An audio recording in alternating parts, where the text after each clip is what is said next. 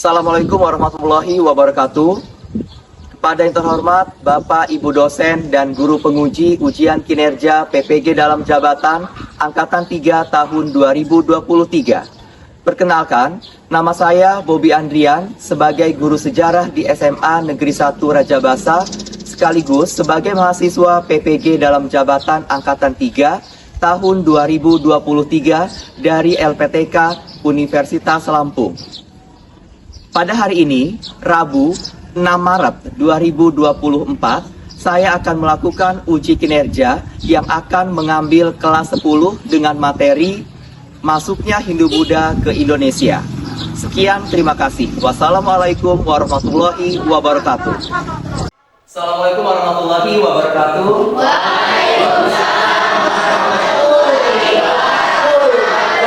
Selamat siang anak-anak semua. Bagaimana kabarnya hari ini? Semangat semua? Semangat belajar hari ini? Mana semangat Bu? Oke, siap ya untuk belajar hari ini ya. Saya minta silakan untuk yang rapi terlebih dahulu. Kita akan berdoa. Silakan ketua kelas atau wakil pimpin terlebih dahulu. Ya, berdoa.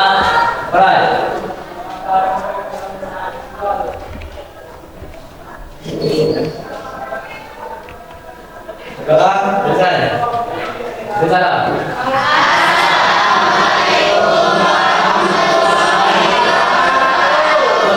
Waalaikumsalam warahmatullahi wabarakatuh. Silakan kita berdiri terlebih dahulu. Kita akan menyanyikan lagu Indonesia Raya.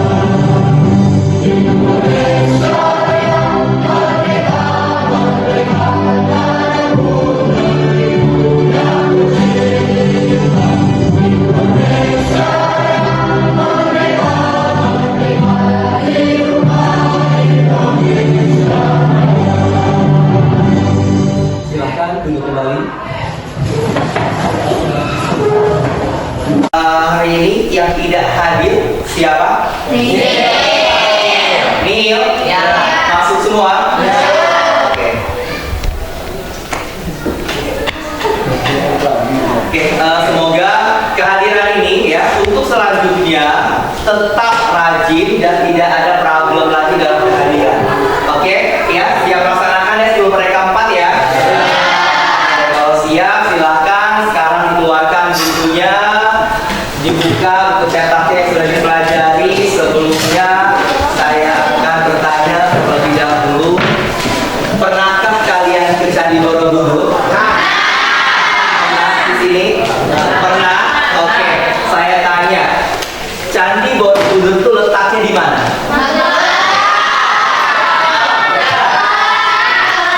Jogja atau Magelang? Oke, coba saya minta. Coba Julia, berdiri. Menurut kamu di mana letak Candi Borobudur itu? Magelang. Magelang, Jawa Tengah. Oke, silahkan duduk kembali. Coba kalau dari Putri, saya minta. Coba Siti, silahkan berdiri. Di mana letak Candi Borobudur? Di Jogja. Oke, terima kasih. Duduk kembali. Sebenarnya Candi Borobudur itu letaknya ada di Magelang, Jawa Tengah. Ada di Magelang, Jawa Tengah. Kira-kira menurut kalian, kalau misalkan kita bahas ya periodisasi sejarah Indonesia, Candi Borobudur itu kira-kira masuk di zaman apa? Hindu Buddha.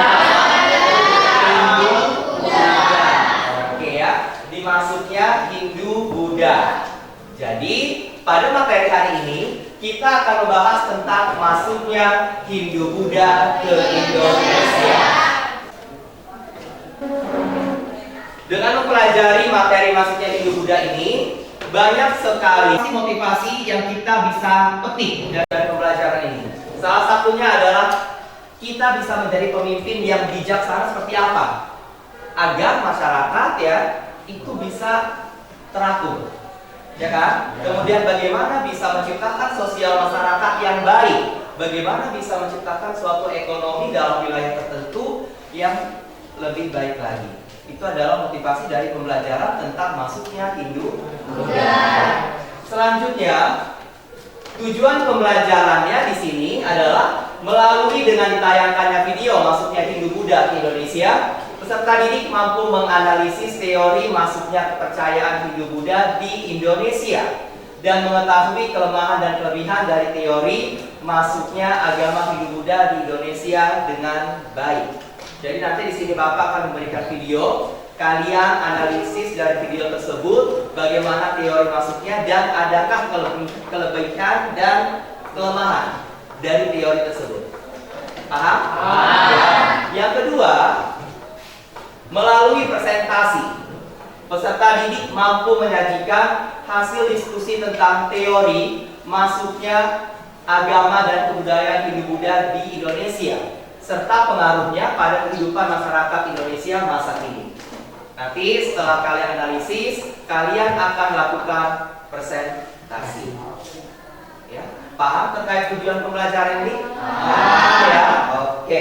Kalau paham, coba perhatikan gambar berikut ini. Ada dua gambar di sini. Kira-kira gambar pertama ini gambar apa? Oke. Apa Brahmana itu? Bendeta ya? Bendeta. Kalau yang kedua ini? Satria, dia pegang panah. Bawa kuda apa kira-kira? Prajurit. Oke. Coba yang selanjutnya gambar ketiga ini lagi ngapain ini? Lagi transaksi jual beli apa ini? Waisak. Dagangan. Oke. Selanjutnya ini Bapak lagi ngapain? Sudra ya. Sudra. Sudra itu apa artinya? Ya. Oke. Selanjutnya ini lagi belajar. Balik apa harus balik? Oke. Pertanyaan saya, dari kelima gambar itu merupakan apa? Teori maksudnya itu. Oke. Coba saya minta makan. Berdiri. Bagaimana proses masuknya agama Hindu Buddha ke Indonesia? Melalui jalur perdagangan dari bangsa India. Oke, melalui jalur perdagangan dari bangsa India. Benar tidak rekan Pakar? Benar. Oke, berikan tepuk tangan untuk Pakar.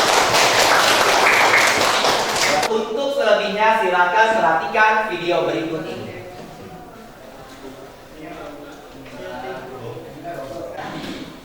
Silakan dianalisis. Guys, jumpa lagi di Sopik Indonesia. Pada episode kali ini kita akan membahas mengenai proses masuknya agama Hindu dan Buddha ke Indonesia. Bagaimanakah agama Hindu dan Buddha bisa masuk dan menyebar di Indonesia? Untuk menjawab pertanyaan tersebut, kurang lebih ada 4 teori yang dapat menjelaskannya, guys. Teori tersebut adalah teori Brahmana, teori kesatria, teori Manusia, dan teori arus balik. Sebenarnya ada satu teori lagi, yaitu teori Sudra yang dikemukakan oleh Van Weber. Namun teori ini terbilang lemah dan tidak sekuat 4 teori lainnya. Oke guys, langsung saja teori pertama, teori Manusia.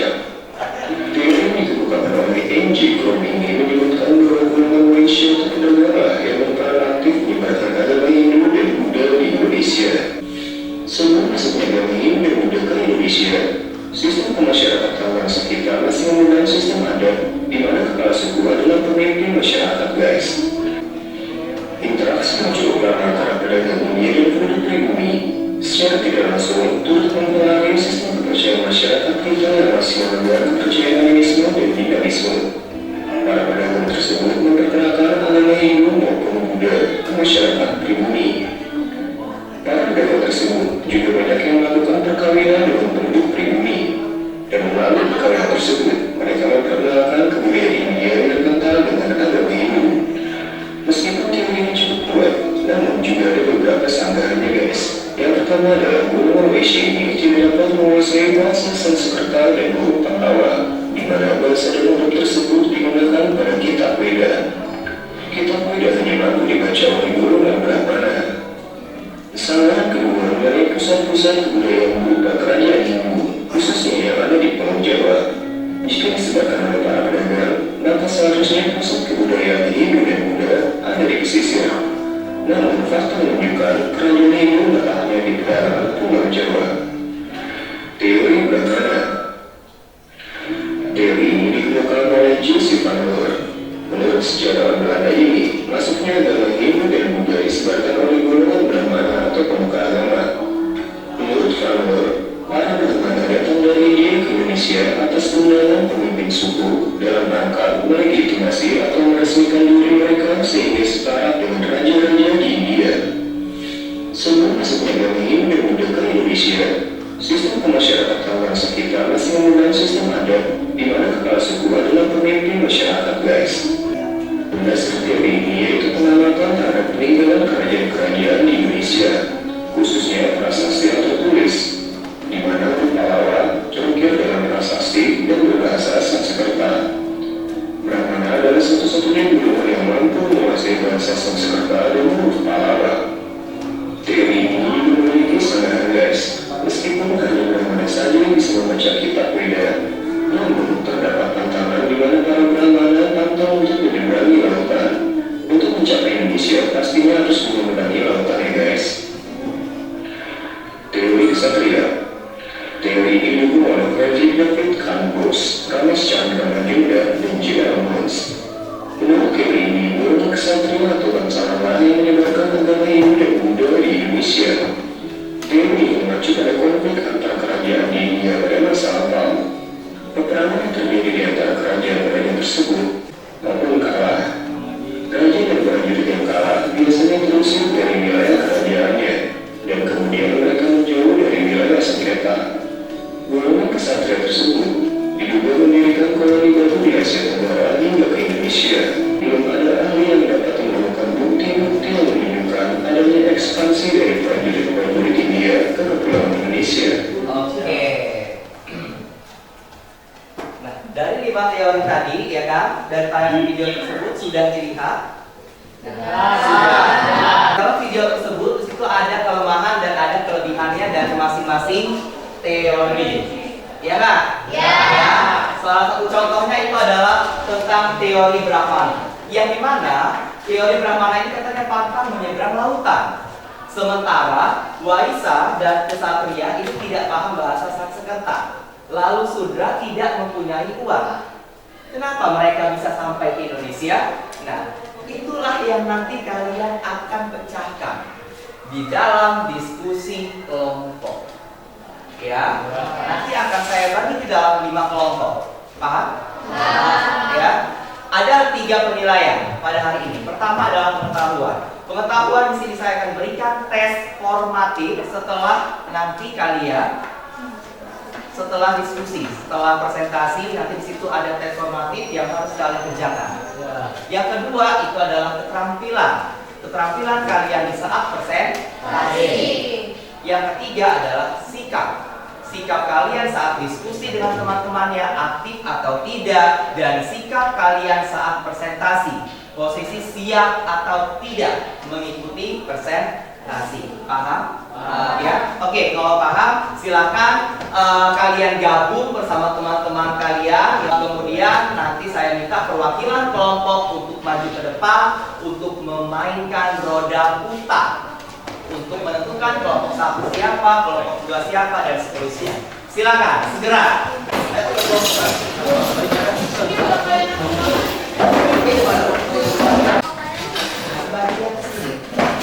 Nah, coba saya minta perwakilan dari masing-masing tim maju ke depan untuk memainkan roda putar. Kemudian nanti kalian akan tahu kelompoknya kelompok berapa dan materinya tentang apa.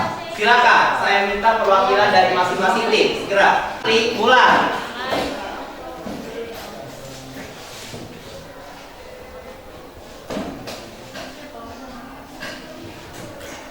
Oke, ini tadi kelompok Patan ya. Kelompok Patan itu adalah teori Waisa. Silakan.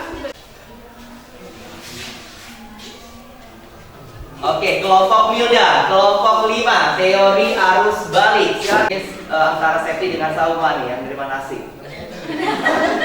Kelompok Septi, oke, kelompok Septi, kelompok 4, teori Sudra.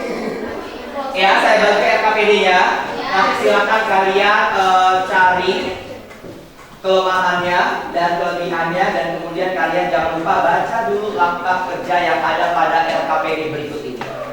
Ya, oke. Teori Brahmana, teori Sudra.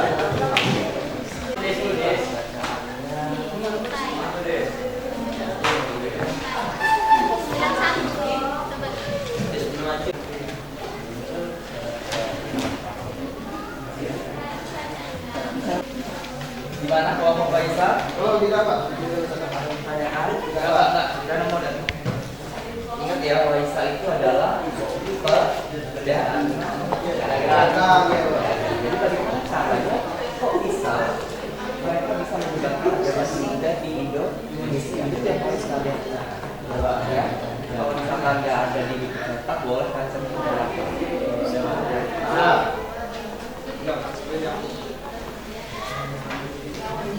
Teori arus tulis balik ya. Bagaimana teori balik? Teori arus balik itu adalah orang berkata apakah orang Indonesia itu yang menggunakan antara Indonesia dan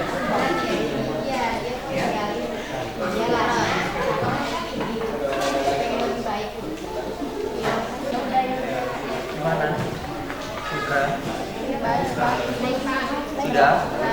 Teori Sudra masih ingat teori apa yang dibawa oleh Asia? Tapi kan nggak punya uang kan ya? Nah, tapi mengapa bisa sampai ke Indonesia? Itu yang harus kalian kerjakan. Gitu ya. Cari di berbagai sumber, baik itu cetak ataupun yang bentuk. Ya. Mana?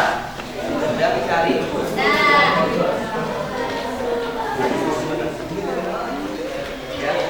Masih ingat Brahmana itu apa? Pendeta itu adalah tadi tidak boleh disiarkan. Tapi itu disiarkan itu ya Pak.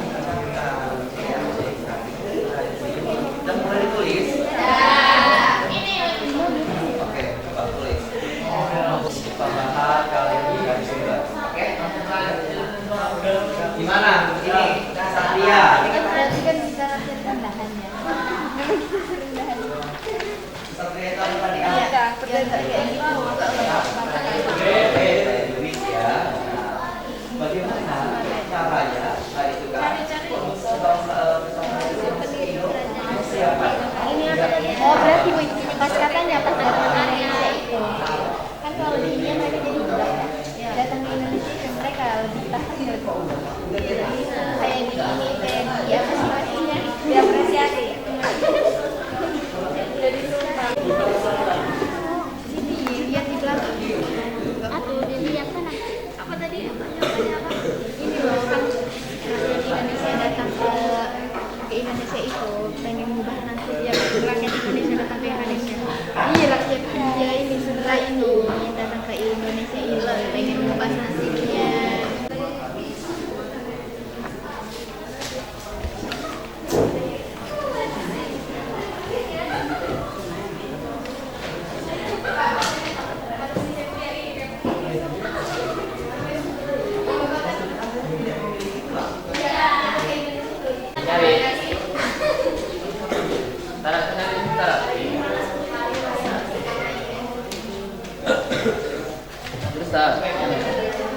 Boleh.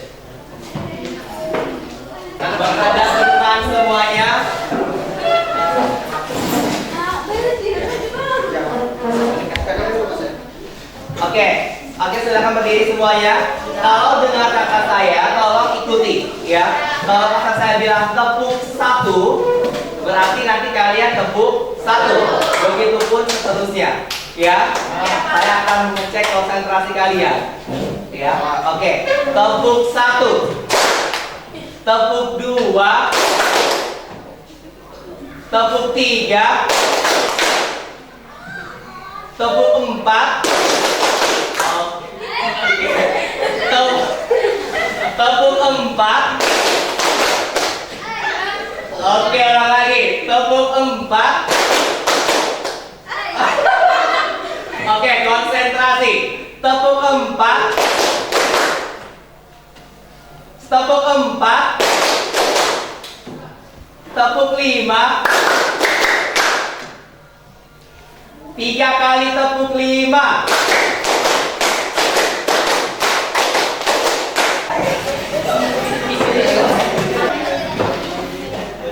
Sudah ya, biar nggak panik kita. Oke, saya minta ya setelah ini kita akan presentasi perwakilan dari masing-masing kelompok. Saya minta 3 perwakilan yang maju ke depan. Ya, 3 perwakilan maju ke depan. Silakan, saya minta kelompok 1. Ayo, Brahmana.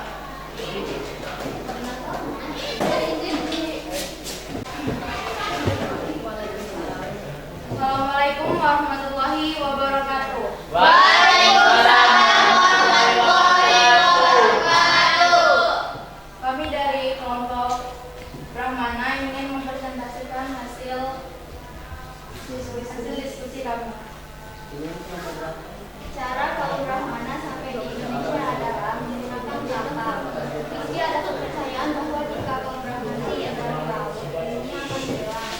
Namun, saat itu transportasi paling maju untuk bepergian ke negara lain menggunakan kapal laut. Teori Brahmana ditemukan oleh D.C. Van Leeuwen. Ia berpendapat bahwa Hinduisasi di Indonesia disebabkan oleh peranan kaum Brahmana, golongan pemuka agama India. Bukti konkret yang dijadikan dasar dari teori Brahmana adalah prasasti di dalam kerajaan Hindu Buddha yang berhasil ditemukan di Indonesia. Kebanyakan prasasti yang ditemukan terdapat tulisan yang dibuat dengan huruf Pallava dan bahasa Sanskerta. Di India sendiri, bahasa dan huruf tersebut hanya dikuasai oleh kaum Brahmana. Kemudian, dikutip dari Wikipedia, para Brahmana meninggalkan agama Hindu Buddha dengan cara mereka datang ke Nusantara atas kemampuan suku dan raja. Pada awal Masehi, dunia kemaritiman sudah berkembang dengan baik. Bukti banyak pedagang Cina dan India yang datang ke Indonesia menggunakan kapal. Dengan demikian, cara kaum Brahmana sampai di Indonesia adalah menggunakan kapal. Meski ada kepercayaan bahwa jika kaum Brahmana meninggalkan laut, dunia akan hilang. Namun saat itu transportasi paling maju untuk kemudian ke negara lain baru ada kapal laut. Oke, silakan. Silakan.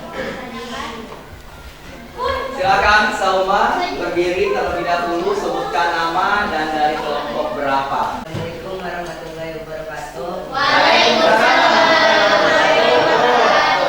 Perkenalkan, nama saya Rizky Sauma dari kelompok 3 teori kesatria. Mengapa teori Brahmana dianggap lemah kedudukannya dalam penyebaran agama Hindu Buddha? Kedudukannya dalam penyebaran agama Hindu Buddha. Oke, silakan. Izin menjawab, karena larangan menyeberangi lautan, teori Brahmana menjadi lemah karena di agama Hindu ada sebuah aturan yang melarang kaum Brahmana untuk menyeberangi lautan. Seseorang yang sudah mendapatkan kasta Brahmana, jika melanggar aturan tersebut, maka orang tersebut akan kehilangan kasta Brahmana. Bagaimana Rizky Salma? Cukup? Ada yang mau ditambahkan? Oke, terima kasih ya Rizky Salma. Oke, silakan, ada lagi? Assalamualaikum warahmatullahi wabarakatuh. Perkenalkan, nama saya Fathul Farizal dari kelompok 2. Isi pertanyaan, apa kelebihan dari teori Brahmana?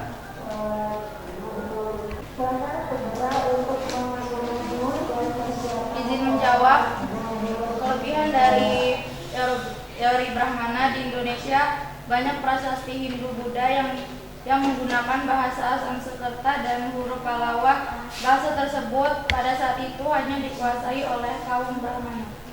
Bagaimana Pak Tan?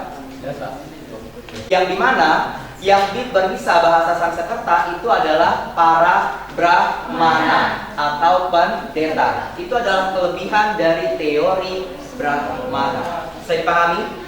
Ya, cukup ya, 2 pertanyaan saja untuk masing-masing kelompok. Silakan tutup. Sekian presentasi dari kami. Wassalamualaikum warahmatullahi wabarakatuh. Waalaikumsalam warahmatullahi wabarakatuh. Berikan tepuk tangan. Oke, selanjutnya. Assalamualaikum warahmatullahi wabarakatuh. Kami dari kelompok 4 berdirinya kami di sini akan mempresentasikan hasil diskusi kami tentang teori sudra yang akan dibacakan oleh Nina Aulia. Saya akan membacakan hasil analisis yang telah kami diskusikan. Alasan mengapa para golongan dari sudra menyebarkan ajaran agama Hindu di Indonesia, yaitu karena mereka ingin mengubah nasib berupa dapat hidup lebih baik dan layak. Oleh karena itulah, para golongan sudra memilih untuk meninggalkan negara India dan pergi ke negara lainnya. Apabila di negara India, mereka menjadi seorang Buddha. Setelah sampai di negara Indonesia, mereka memperoleh kedudukan yang lebih baik, serta dihargai oleh masyarakat, sebab tidak ada sistem kasta yang mengikatnya. Hal ini barangkali membuat para ahli menyatakan bahwa sebuahlah yang membawa ajaran Hindu ke Indonesia. Apakah ada yang ingin ditanyakan?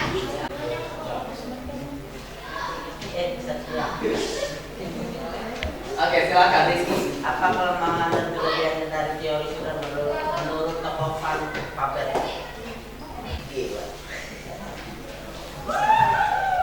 Izin menjawab, kelemahan dari teori sudra, Buddha dan kawan tidak memahami bahasa Sanskerta dan huruf Pallawa. Kelebihannya, para Buddha atau kawanan lebih cepat akrab dengan masyarakat sekitar sehingga lebih mudah komunikasi.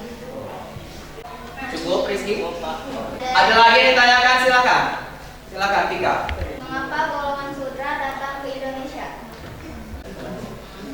Bagaimana?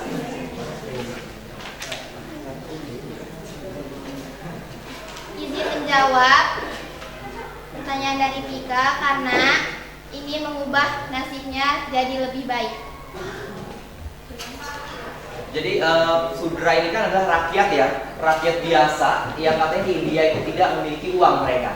Jadi mereka datang ke Indonesia itu adalah tujuannya untuk merubah nasib mereka, biar derajat mereka ini bisa lebih baik lagi ya, sambil menyebarkan agama Hindu Buddha di Indonesia. Begitu. Itu adalah menurut teori sudra. Bagaimana Pika kelompok 1? Cukup. Akan ditutup. Sekian presentasi dari kami akhiri. Wabillahi taufiq wal hidayah. Wassalamualaikum warahmatullahi wabarakatuh. Waalaikumsalam warahmatullahi wabarakatuh. Berikan tepuk tangan untuk kelompok. Selesai semua, sudah dipresentasikan ya kan? Tadi kalian juga sudah melakukan tanya jawab semua, bahwa dari masing-masing teori itu ada kelemahan dan ada kelebihannya. Ya, nah untuk berikutnya hari ini sekarang ini akan Bapak bagikan tes formatif untuk mengetahui pemahaman kalian terkait materi pada hari ini. Ya, silakan dibuka HP-nya, Bapak kirimkan linknya di dalam grup. Oke, silakan.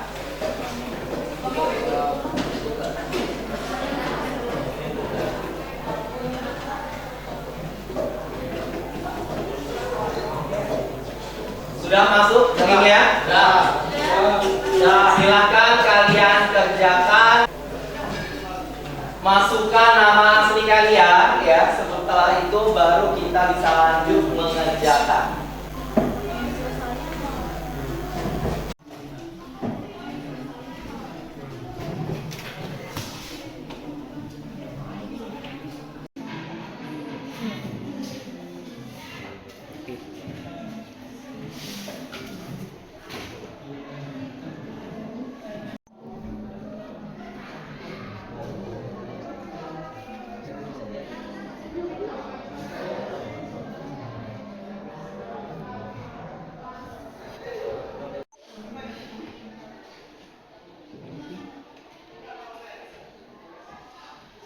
Presiden.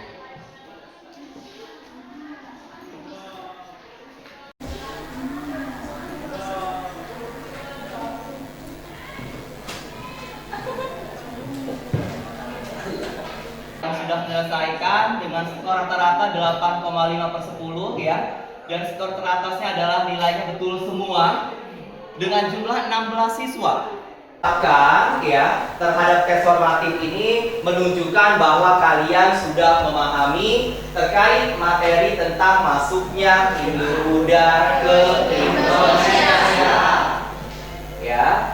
Nah, jadi pada kesimpulannya pada materi hari ini yaitu bahwa masuknya Hindu Buddha ke Indonesia itu dibawa oleh para pedagang dari India yang didasari oleh 5 teori. Teori apa saja?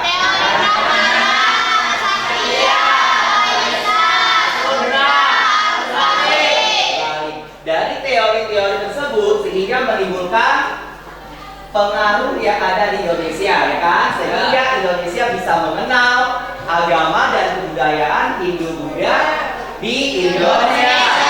Bisa dipahami materi hari ini? Bisa. Bisa ya? Bisa. Oke, suara Bapak terlihat terdengar jelas? Jelas. Jelas banget ya? Oke. Untuk kedepannya, untuk minggu depan, silakan kalian pelajari tentang pengaruh dari masuknya Hindu Buddha, yaitu adanya suatu kerajaan, ya, kerajaan Hindu Buddha. Pertama itu adalah kerajaan Kutai. Jangan lupa literasi di rumah, kalian cari latar belakang sumber sejarahnya, politiknya seperti apa dari kerajaan Kutai tersebut. Paham? Paham. Paham ya? Oke ya. Kalau bisa dipahami, cukup sekian. Terima kasih pembelajaran kepada hari ini. Saya minta pesan pada kalian, jaga selalu kesehatan, rajin terus masuk sekolahnya, ya. Sekian, assalamualaikum warahmatullahi wabarakatuh.